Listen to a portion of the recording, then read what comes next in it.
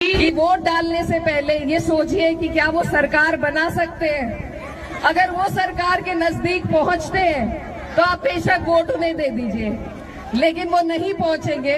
उन्हें अगर वोट दिए जाएंगे, बटेंगे अगर हमारे वोट, तो सरकार फिर से भाजपा की बनेगी। और इस बार भाजपा नीतीश जी को मुख्यमंत्री भी नहीं बनाएगी, इस बार वो खुद कब्जा लेगी।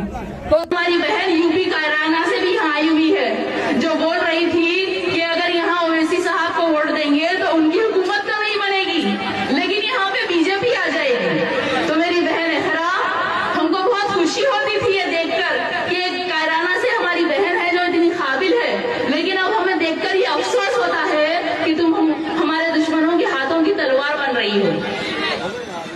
जिस तेजस्वी को तुम जिताने यहाँ आई हो, उस तेजस्वी से जब पूछा गया कि जो आई लव मोहम्मद के पोस्टर ले जाने पर कुछ नौजवानों पर एफआईआर हुआ, उस पर आपका क्या कहना है? तो वो तेजस्वी ने कहा कि मुझे कुछ नहीं पता, मेरा जहन जो है वो अभी बिहार चुनाव पर है। और बहन एहरा, तुम एक मुस्लिम खवातीन हो, तुमको इस चीज का एहसास होगा कि हमारा हिजाब हमारे लिए कितना अजीज है। हमारी शान शौकत, हमारी इज्जत और हमारी हिफाजत करने वाला हमारा ये हिजाब है।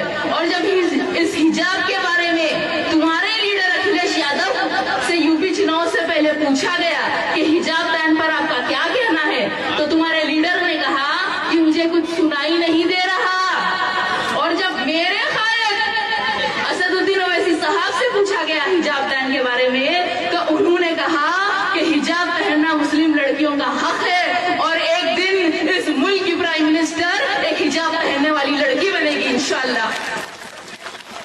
तो बहन एहरा, तुम्हारे सदर और मेरे सदर में इतना फर्क है। और जो तुम ये बात बोल रही हो कि यहाँ पे हम हुकूमत तो नहीं बना सकते, तो तेलंगाना में भी वैसे हमारी कोई हुकूमत नहीं है, वहां भी हमारी हुकूमत नहीं है।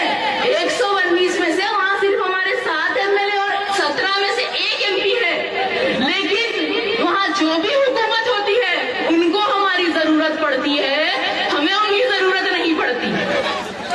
वो हमारे इतिहास की ताकत से मजबूर हो जाते हैं। वहां जहाँ कोई भी हुकूमत आती है वो हमारे इशारों पे नाचती है, हम उनके इशारों पे नहीं नाचते।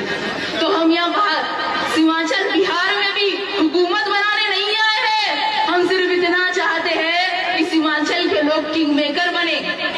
हम नहीं चाहते यहाँ पे एनडीए की सरकार बने। हमारी ख्वाहिश ये है कि 14 तारीख के दिन जब चुनाव के नतीजे आए तो ये महागठबंधन के लोग हमारे दर पर आए, खटखटा कर बोले